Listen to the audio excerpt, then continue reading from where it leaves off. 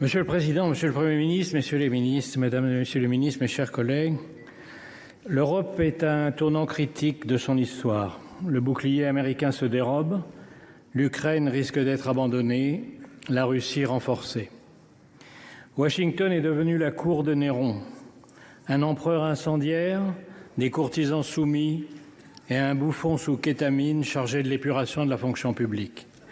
C'est un drame pour le monde libre, mais c'est d'abord un drame pour les États-Unis. Le message de Trump est que rien ne sert d'être son allié puisqu'il ne vous défendra pas, qu'il vous imposera plus de droits de douane qu'à ses ennemis et vous menacera de s'emparer de vos territoires tout en soutenant les dictatures qui vous envahissent. Le roi du deal est en train de montrer ce qu'est l'art du deal à plat ventre. Il pense qu'il va intimider la Chine en se couchant devant Poutine, mais Xi Jinping, devant un tel naufrage, est sans doute en train d'accélérer les préparatifs de l'invasion de Taïwan. Jamais dans l'histoire un président des États-Unis n'a capitulé devant l'ennemi. Jamais aucun n'a soutenu un agresseur contre un allié. Jamais aucun n'a piétiné la Constitution américaine, pris autant de décrets illégaux, révoqué les juges qui pourraient l'en empêcher, limogé d'un coup l'état-major militaire, affaibli tous les contre-pouvoirs et pris le contrôle des réseaux sociaux. Ce n'est pas une dérive illibérale, c'est un début de confiscation de la démocratie. Rappelons-nous qu'il n'a fallu qu'un mois, 3 semaines et 2 jours pour mettre à bas la République de Weimar et sa Constitution. J'ai confiance dans la solidité de la démocratie américaine et le pays proteste déjà. Mais en un mois, Trump a fait plus de mal à l'Amérique qu'en 4 ans de sa dernière présidence. Nous étions en guerre contre un dictateur, nous nous battons désormais contre un dictateur soutenu par un traître. Il y a 8 jours, au moment même où Trump passait la main dans le dos de Macron à la Maison-Blanche, les États-Unis votaient à l'ONU avec la Russie et la Corée du Nord contre les Européens réclamant le départ des troupes russes. 2 jours plus tard, dans le bureau ovale, le planqué du service militaire donnait des leçons de morale et de stratégie au héros de guerre Zelensky avant de le congédier comme un palefrenier en lui ordonnant de se soumettre ou de se démettre.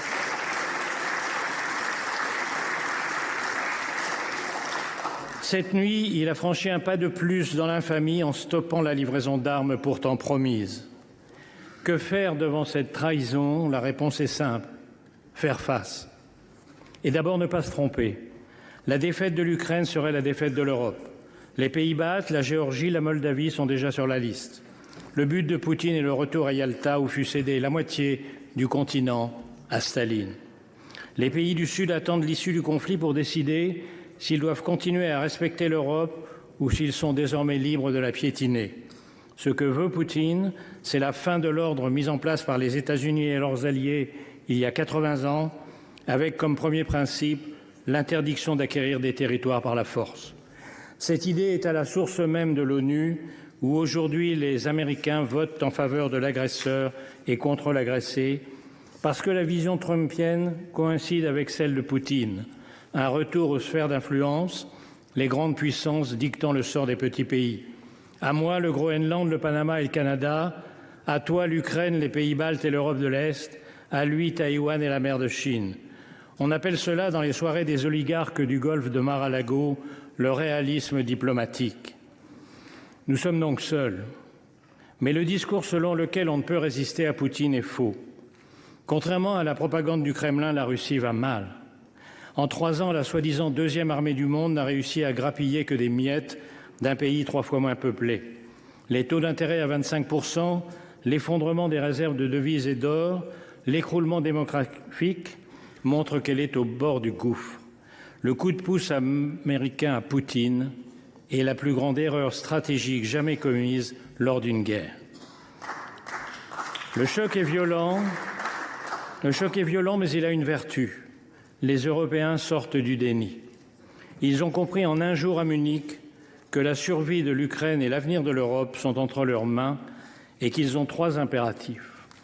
Accélérer l'aide militaire à l'Ukraine pour compenser le lâchage américain, pour qu'elle tienne, et bien sûr pour imposer sa présence et celle de l'Europe dans toute négociation.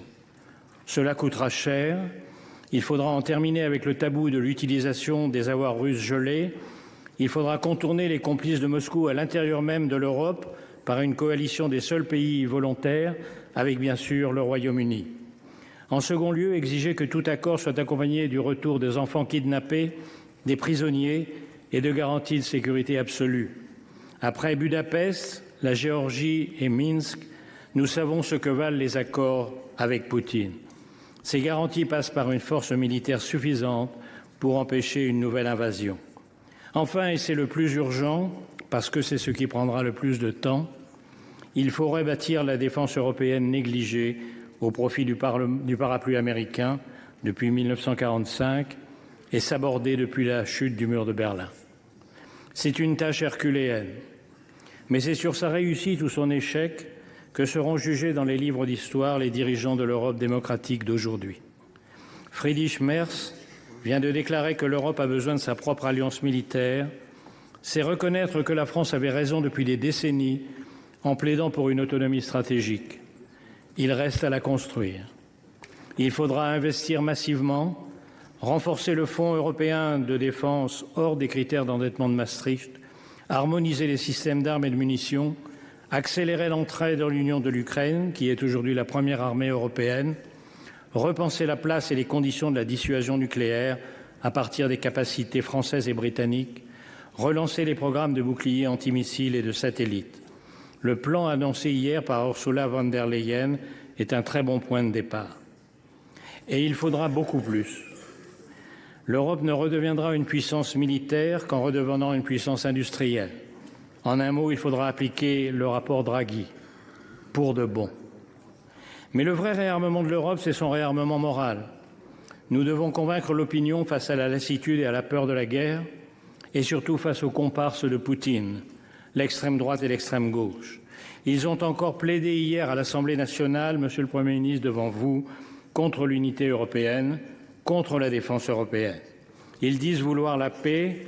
Ce que ni eux ni Trump ne disent, c'est que leur paix, c'est la capitulation, la paix de la défaite, le remplacement de Gaulle-Zelensky par un Pétain ukrainien à la botte de Poutine, la paix des collabos qui ont refusé depuis 3 ans toute aide aux Ukrainiens. Est-ce la fin de l'Alliance atlantique? Le risque est grand, mais depuis quelques jours, l'humiliation publique de Zelensky et toutes les décisions folles prises depuis 1 mois ont fini par faire réagir les Américains. Les sondages sont en chute, les élus républicains sont accueillis par des foules hostiles dans leur circonscription, même Fox News devient critique. Les Trumpistes ne sont plus en majesté, ils contrôlent l'exécutif, le Parlement, la Cour suprême et les réseaux sociaux, mais dans l'histoire américaine, les partisans de la liberté l'ont toujours emporté. Ils commencent à relever la tête. Le sort de l'Ukraine se joue dans les tranchées, mais il dépend aussi de ceux qui, aux États-Unis, veulent défendre la démocratie et ici de notre capacité à unir les Européens, à trouver les moyens de leur défense commune et à refaire de l'Europe la puissance qu'elle fut un jour dans l'histoire et qu'elle hésite à redevenir. Nos parents ont vaincu le fascisme et le communisme au prix de tous les sacrifices. La tâche de notre génération est de vaincre les totalitarismes du XXIe siècle. Vive l'Ukraine libre, vive l'Europe démocratique.